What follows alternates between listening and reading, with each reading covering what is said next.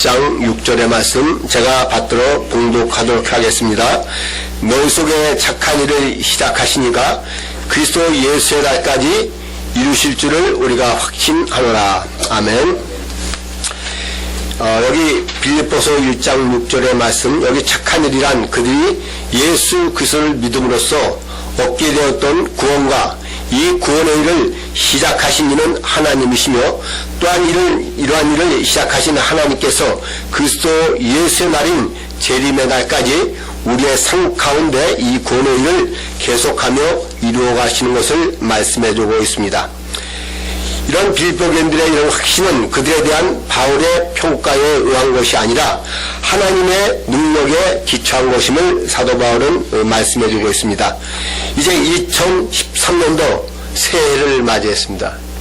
여러분 새해 복 많이 받으세요. 2013년도 우리가 이 소망에 이 새해를 맞이해서 어떠한 지혜와 어떠한 각오로 이 해를 맞이해야 할 것인가. 이제 본문의 말씀 빌립보서 1장 6절의 말씀을 토대로 그리스도 예수 믿는 우리 믿음의 조상인 아브라함의 삶을 통하여 이루어 가시는 하나님의 사랑의 은혜를 나누는 귀한 시간이 되시길 바라겠습니다. 창세기 12장 1절로 4절에 보면 여호와께서 아브라함에게 이르시되 너는 너희 본토 친척 아비 집을 떠나 내가 내게 지시할 땅으로 가라. 내가 너로 큰 민족을 이루어 내게 복을 지어 내 이름을 창대케 하리니 너는 복의 근원이 될지라. 너를 축복하는 자에게는 내가 복을 내리고 너를 저주하는 자에게는 내가 저주하리니 땅의 모든 족속이 너를 인하여 복을 얻을 것이니라 하신지라. 이 아브라함이 여호와의 말씀을 쫓아갔고 롯도 그와 함께 갔으며 아브라함이 하나를 떠날 때에 그 나이 75세였더라. 이렇게 말씀해주고 계십니다. 우리가 영적 의미로 볼 때에 아브라함은 신약의 모든 믿는 자들의 조상인 것을 우리는 잘 알고 있습니다. 창세기는 그 아브라함의 조상이 바로 셈이며 더 거슬러 올라가면 마침내 아담에 이르게 된다는 그의 족보를 통해서 우리에게 보여주고 있습니다. 이것은 하나님이 우리에게 약속하신 창세기 3장 15절에 여자의 후손을 통해 구원하시겠다는 약속을 한 번도 단절하지 않고 태초로부터 지금까지 진행시켜 오심을 증거하고 있는 것입니다. 그러므로 구속사의 관점에서 볼 때에 하나님이 아브라함을 하나님이 가나안으로 부르신 것은 택한 족속 이스라엘을 조성하려는 그러한 뜻이 있는 것입니다. 또 그 뜻을 위해서 그의 자손인 이삭과 야곱과 요셉을 또 지금 우리 믿는 자들을 통해서 하나님의 선하신 구속사가 이루어지는 것을 우리는 알 수가 있습니다. 그러나 이렇게 우리의 믿음의 조상인 아브라함의 첫 출발의 순종은 100%의 순종이 아닌 25%의 연약한 신앙의 출발이었던 것을 성경은 말씀해주고 있습니다. 창세기 11장 31절에 보니까 본토 갈대아 우에서 떠나 가나안 땅으로 가고자 하더니 하란에 이르러 거기 거하였으며 이렇게 말씀하고 있습니다. 아브라함은 그 아비 데라와 조카를 데리고 떠났으며 또 지시한 땅 가나안에 이른 것이 아니라 중도의 하란에 머물렀던 25%의 연약한 신앙의 출발인 것을 저희들에게 말씀해 주고 있습니다. 그리고 이러한 출발의 모습을 히브리서 11장 8절에는 믿음으로 아브라함은 부르심을 받을 때에 순종하여 장래의 기업으로 받을 땅에 나갈새 갈 바를 알지 못하고 나갔으며 이렇게 말씀해 주고 있습니다. 그 당시 아브라함의 의식 속에 가나안이란 구체적인 그러한 목적지가 결정되어 있다는 것은 아닌 것을 말씀해 주고 있습니다. 사랑의 하나님은 이와 같이 우리 각 사람의 목적지를 정해 놓으시고 우리의 순종에 따라서 우리 인생의 걸음을 한 걸음씩 이끌어 나가시는 것을 우리가 알 수가 있습니다. 여기 이 하란은 상업의 중심지요 주요 도시인 만큼 여러 가지 육신적인 편안함과 물질의 유혹이 있었습니다. 12장 5절에 보니까 하나님에서 모든 소유 이렇게 말씀하고 있습니다. 그러니까 아브라함이 하나님에서 많은 재산을 모았다는 사실은 그들 일행이 하나님에 장기간 체류하고 있음을 암시하고 있습니다. 이런 아브라함을 하여금 하나님이 명하신 가나안으로 가는 여행의 길을 망설이게 하는 또 하나의 장애의 요인이 됐습니다. 이처럼 현실 안주의 부드러운 유혹은 천성을 향하는 성도들의 가르는 교묘한 함정을 우리는 명심해야 되겠습니다. 결국 아브라함의 이러한 이유와 불순종으로 인해서 하나님의 구속사역은 실패하는 것 같지만 우리를 부르신 여호와 하나님은 어떠한 분이십니까? 욥기 23장 13절로 14절에 그는 뜻이 일정하시니 누가 능히 돌이킬까? 그 마음에 하고자 하시면 그 일을 행하시라니 그런즉 내게 행하신 일을 이루실 것이다. 바로 이 하나님을 예레미야 33장 2절에 보니까 이를 행하시는 여호와 그 일을 지어 성취하는 여호라 이렇게 말씀해주고 계십니다. 결국 창세기 11장 32절에 보니까 하나는 205세를 향수하고 하나님에서 죽었더라 이렇게 기록하고 있습니다. 하나님은 그 아비 데라의 죽음 후에 다시 구속사를 이루어 나가는 것을 우리에게 깨닫게 해주고 있습니다. 아브라함은 이제 그 아비 데라를 떠나서 다시 가나안 땅을 향해 가게 되는 것을 우리가 볼 수가 있습니다. 하나님은 사건과 문제 속에서 하나님의 선하신 계획을 이뤄가는 구속사역을 우리는 알 수가 있는 것입니다. 이와 같이 하나님은 그 무한하신 사랑으로 우리 한 사람을 택하시고 그리스도 예수 안에서 그로 말미암아 하나님의 우리의 삶 속에 일어나는 여러 가지 사건과 문제와 또 고난과 이 여러 가지 어려움을 통해서 진정으로 하나님을 사모하며 하나님을 갈급하여 부짓는 그들을 하나님께서는 만나주시고 그 삶을 이끌어가는 것을 우리한테 보여주고 있습니다. 시편 50편 15절에 환난 날에 나를 부르라 내가 너를 건지리니 내가 나를 영화롭게 하리라 이렇게 말씀하셨습니다. 그러므로 요한복음 14장 6절에 나는 길이요 진리요 생명이니 나로 말미암고는 아버지께로 올 자가 없다 말씀하셨습니다. 하나님의 말씀이요 하나님의 생명인 예수님이 우리가 죄 가운데 있을 때에 육신의 옷을 입고 이 땅에 오셨습니다. 그리고 하나님의 영광으로 사랑과 그 능력의 아름다움을 십자가에서 성취시키시고 하나님의 그 영광을 통하여 죄로 인한 저주와 고통과 사망의 모든 문제를 해결하여 주셨습니다. 이 그리스도이신 예수를 나의 구세주여 삶의 주인으로 우리가 믿음으로 구원을 받을 수가 있습니다. 이제 구원받은 자가 감격과 감사의 기쁨으로 기꺼이 하나님의 말씀에 순종하며 또 우리를 구원하시거나 하나님의 선한 계획에 우리의 삶을 드릴 때에 하나님의 구원 사역이 이루어가심을 우리가 알 수가 있습니다.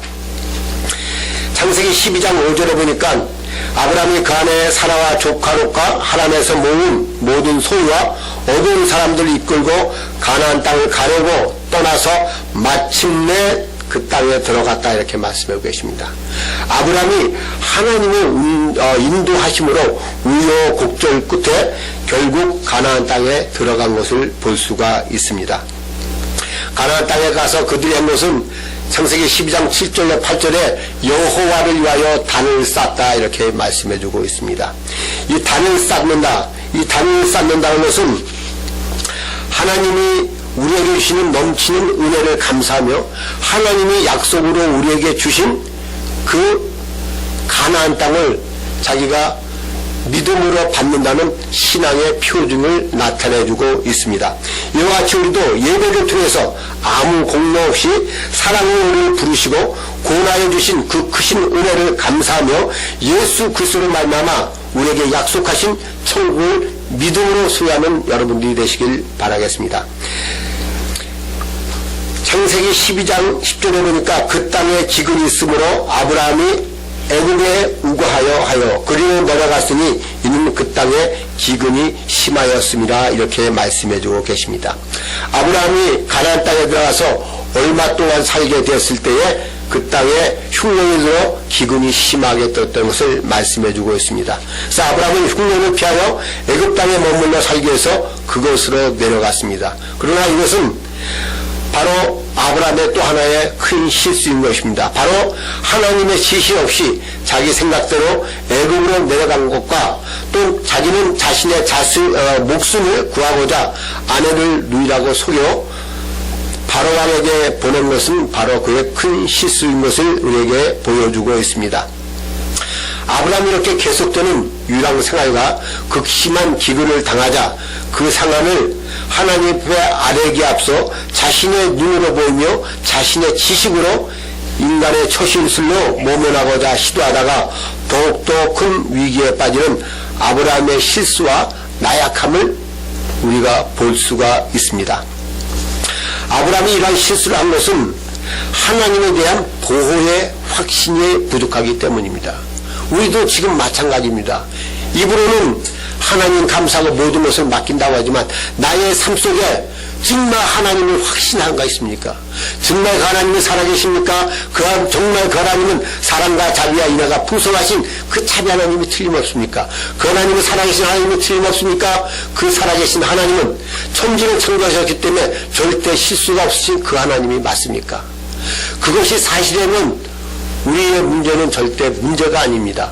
그 하나님이 나와 함께 한다면 어려움을 통한 나를 향한 하나님의 계획이 있음을 발견하고 그 기도 가운데 그 인내하신 가운데 하나님의 선한 계획이 이루어짐으로 우리가 그 안에서 하나님의 영광을 볼 수가 있습니다. 하나님은 이렇게 실수를 거듭하는 그러한 아브라함이었지만 그를 불쌍히 여기시고 바로에게 재앙을 내리심으로 아브라함과 사레를 다시 구원해 주시고 그들을 가나안 땅으로 돌아오게 하셨습니다. 그러나 돌아올 때 그냥 온 것이 아니라 또 모든 소유도 풍성하게 해서 돌아오게 하신 것을 우리가 볼 수가 있습니다. 창세기 13장에 가면 참 또 감사하고 우리가 은혜가 되는 게 애굽에서 이렇게 뼈저린 실수와 하나님의 크신 구원의 손길을 체험한 아브라함은 다시 가나안 땅에 귀환하자마자 한 일이 무엇이냐, 바로 곧 무너진 신앙의 단을 보수하고 첫 신앙의 회복을 위해서 처음 신앙을 쌓았던 베델로 귀환하여 그곳에서 회개와 감사의 단을 쌓은 것을 저희들에게 보여주고 있습니다. 그 후에 아브라함과 조카 롯과의 분가가 이루어지는 것을 알 수가 있습니다. 바로 아브라함과 롯의 그 가지고 있는 많은 가축들을 위해서 그 가문에 문제가 생겼는데 이것은 바로 아브라함과 목자들 사이에 분규가 일어난 것입니다. 그러나 아브라함은 애굽에서의 실패와 그 가운데서 역사하시는 하나님의 간섭하심을 통하여 인생의 생사화복이 하나님께 있다는 그러한 내적인 깨달은 것과 그 내적인 깨달음을 깨달으면서 끝나는 것이 아니라 바로 베델에서 단을 쌓는 외적 행동으로 인하여 하나님과의 믿음의 관계가 더욱 성화되어 있었습니다. 아브라함은 인생의 삶 속에서 가장 중요한 것이 어떠한 장소나 방법이 아니라 바로 하나님과의 올바른 관계가 먼저인 것을 깨닫게 된 것입니다. 그러므로 아브라함은 땅에 기름진 것을 포기하고 대신 하늘의 기업을 소망하면서 내가 자하면 내가 우하고 내가 우하면 내가 자하리라 하고 자기 희생적인 양보로서 이렇게 첨예한 문제를 은혜롭게 대처한 것을 알 수가 있습니다. 결국 아브라함과 롯과의 헤어짐으로써 하나님이 제일 먼저 아브라함에게 지시한 대로 너희 본토 친척 아비집을 떠나라 명하신 그 말씀대로 이루어진 것을 우리가 알 수가 있습니다. 이와 같이 아브라함의 삶을 이루어 가시는 하나님의 손길 앞에 우리는 겸손함과 순종함으로 우리의 삶을 믿음으로 하나님께 온전히 맡겨야 되겠습니다.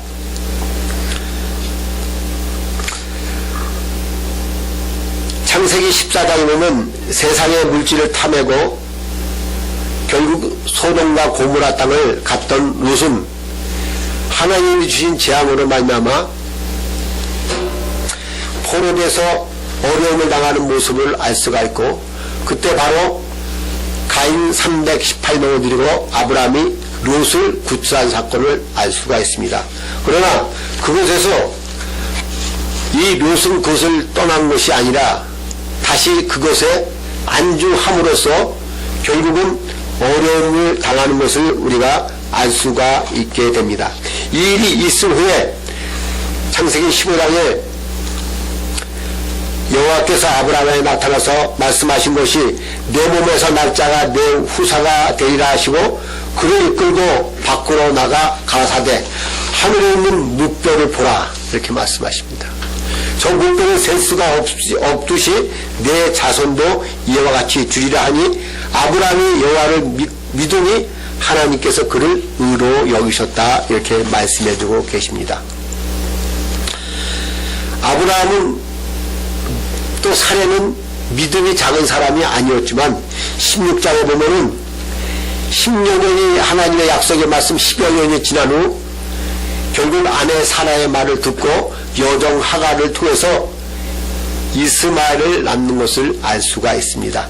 86세에 이스마엘을 낳고 그런 말미암아 가정에 불화가 나며 나중에 이삭과 또 이스마엘을 통해서 후손들인 지금까지 반목하고 있는 사실을 잘 알고 있습니다. 그것이 바로 우리의 아락과 이스라엘의 싸움인 것을 우리가 잘 알고 있습니다. 창세기 17장에 보면 하나님께서 다시 아브라함을 찾아오셔갖고 언약을 세우시고 그 등표로 환례를 하라고 명하시고 또 하나님께서 그 이름을 바꿔주시는 것을 알 수가 있습니다. 아브라함, 바로 존귀한 아버지란 그 아브라함이 아브라함 열국의 아버지로 바꿔주시며 사레 왕비라는 그 이름이 사라 열국의 어머니인 것을 바꿔주시며 그의 모든 인생의 삶의 여정을 조금씩 이루어 나가시는 것을 우리가 구속사의 관점으로 알 수가 있습니다. 18절 19절에 보면 우리가 잘 알고 있지만 소돔과 고모라 사이에 멸망이 있고 20절에 보니까 이 아브라함이 다시 또 그라랑 아비멜렉에게 똑같은 실수를 반복하는 것을 볼 수가 있습니다. 그렇게 하나님이 만나서 세워주고 하지만 또다시 아비멜렉의 자기 아내 사라가 또 예쁜 면모로 누이라고 속이고 결국은 아비멜렉에 가고 그로 말미암아 아비멜렉의 가문의 태를 하나님께서 막으심으로 그 아비멜렉의 가문을 하나님이 아브라함을 선지자라 여기고 선지자인 아브라함의 기도를 통해서 그 가문의 태를 열어주시고 다시 가나안 땅으로 이끌어 오신 것을 알 수가 있습니다. 여기 21장 보면 아브라함이 그 하나님이 약속하신 그 아들 이삭을 낳고 그때에 바뀌어진 신앙의 성화된 모습이 어떻게 나타나냐. 22장 1절에 하나님 아브라함을 낳고 그 믿음의 표시로 그 이름을 약속하시고 말씀하신 그대로 이삭이라고 그 이름을 짓고 하나님의 언약대로 바로 이삭을 할례를 하며 또 하나님이 주신 은혜에서 감사해서 찬양하는 것을 우리가 알 수가 있습니다.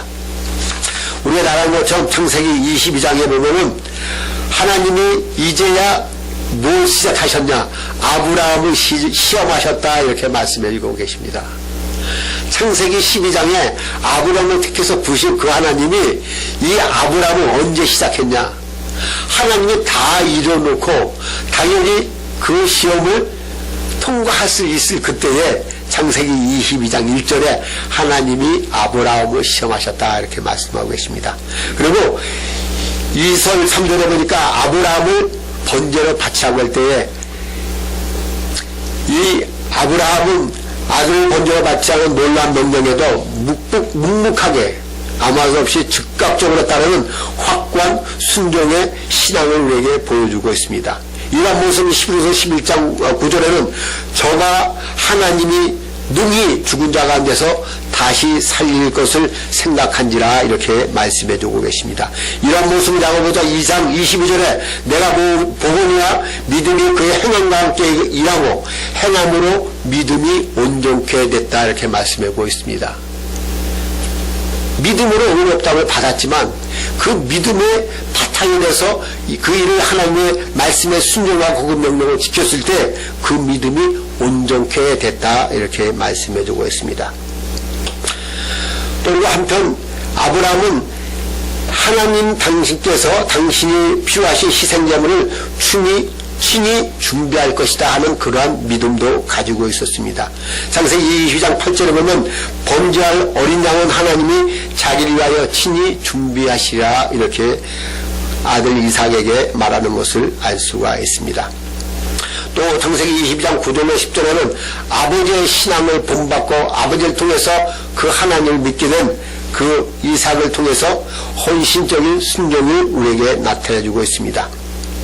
20대 청년인 이삭이 아버지께 대한 순종과 신뢰와 하나님께 대한 믿음으로 비롯된 것으로서 자기를 묻고 단위에 싸서 번제로 드리려까지도 조용히 순종한 그러한 모습을 우리가 알 수가 있습니다. 그 결과로 하나님께서 이루셔서 하나님께서 그 시험의 합격과 하나님이 이루어 가셨음을 우리에게 보여주고 있습니다. 22장 12절에 보니까 그 아이에게 손을 대지 말라. 내가 내 아들 내 독자라도 내게 아끼지 아니하였은즉 내가 이제야 내가 하나님을 경외하는 줄 아노라 이렇게 말씀드리겠습니다. 참 감사하지 않아요? 저는 이 2013년도가 갈수록 경기가 어렵다고 하지만 감사한 게 뭐냐? 하나님은 어떤 하나님이냐? 너무나도 완벽하신 하나님이에요. 하나님은 어떤 하나님이냐? 자비와 인애가 풍성하신 하나님이에요. 그 하나님이 우리의 삶을 어떻게 해요? 이루어가고 있다는 사실입니다. 그리고 하나님은 그것을 어떻게 행하여? 순종하는 자의 발걸음을 통해서 그 뜻을 이뤄가는 것을 우리가 볼 수가 있습니다. 이렇게 하나님을 경외한다는 거 시험을 통과한 후에 13절에 보니까 아브라함이 눈을 들어 살펴본 즉 한 순양이 뿔이 숲에 걸려 있는지라 그 순양을 가져다가 아들을 대신하여 번제를 드렸느니라. 즉 히브리서 11장 1절에 믿음은 바라는 것들의 실상이요 보지 못하는 것이 증거라는 것이 이 아브라함의 삶의 모습으로 나타내주고 있습니다. 마지막 축복적인 결론이 뭐냐? 22장 17절로 18절에 내가 너의 큰 복을 주고 내 씨로 크게 송하여 하늘의 별과 같고 바닷가의 모래와 같게 하리니 내 씨가 그 대적에 물을 얻으리라. 또 내 씨로 말미암아 천하만민이 복을 얻으리니 이는 내가 나의 말을 준행하였습니다. 여기 이렇게 하나님이 아브라함을 통해서 이런 식으로 본과 같이 하나님은 하나님을 알지 못하는 그 같은 동시대의 갈대와 우스의 욥을 택한 것이 아니라 갈대와 우리의 하나님 알지 못하는 우상에 가면 있는 아브라함을 택정하신 하나님의 목적은 먼저 그를 통해서 선민 이스라엘을 형성하신 후에 이스라엘 통해서 세계 열방에 하나님의 뜻을 전파하기 위해서였습니다. 따라서 아브라함과 더불어 전개되는 성경의 모든 역사는 뚜렷한 구속사적 목적하에 전개되는 하나님의 구속 사역으로서 곧 인류권을 향한 은총과 복음의 역사인 것을 말씀해주고 있습니다. 갈라디아 3장 29절에 너희가 그리스도께 속한 자면 곧 아브라함의 자손이요 약속대로 욥을 이을 자니라 이렇게 말씀해주고 계십니다. 아브라함과 같이 하나님은 지금도 예수 그리스도 안에서 한 사람 한 사람을 부르시고 함께 하심으로 믿음의 힘으로 이성을 극복하는 순종으로 인하여 하나님이 부르신 그들의 삶을 이루어 가시는 것을 우리는 알 수가 있습니다. 그리고 그들의 순종의 삶을 통하여 우리를 이끄시고 보호하심으로 하나님의 구원이 완성되는 예수 그리스도의 재림을 우리의 소원으로 삼아 기쁨으로 우리의 삶이 드려지기를 원하고 계십니다. 빌립보 2장 13절에 너희 안에 계시는 하나님이시니 자기의 기쁘신 뜻을 위하여 너희로 소원을 두고 행하게 하시느니라 이렇게 말씀해주고 있습니다. 그렇다면 바로 어떤 것이 하나님의 소원이요 어떤 것이 하나님의 뜻입니까? 그것은 성경의 마지막 대목인 계시록 22장 20절로 21절에 이것들을 증거하시니가 가라사대 내가 진실로 속히 오리라 하거늘 아멘 주 예수의 오시옵소서 주 예수의 은혜가 모든 자들에게 있을지어다 라고 말씀하셨습니다. 그러므로 올해는 예수 그리스도로 말미암아 하나님이 기뻐하시는 구원의 완성인 재림의 축복을 위하여 아브라함같이 다른 싸움이여 우리의 모든 삶을 온전히 하나님께 맡기십시다. 그리고 우리와 함께 하심으로 이용하시는 은혜를 위하여 범사에 감사하고 그 사랑의 은혜를 먼저 우리의 심령에 우리의 삶 속에 누림으로 그 하나님의 함께 하신가 살아계신가 하나님의 선하신가 인연하시며 이용하심을 증거하심으로 하나님께 영광을 돌리는 생명의 축복의 새해가 되시기를 여러분에게 예수 그리스도 이름으로 축원합니다. 기도하겠습니다.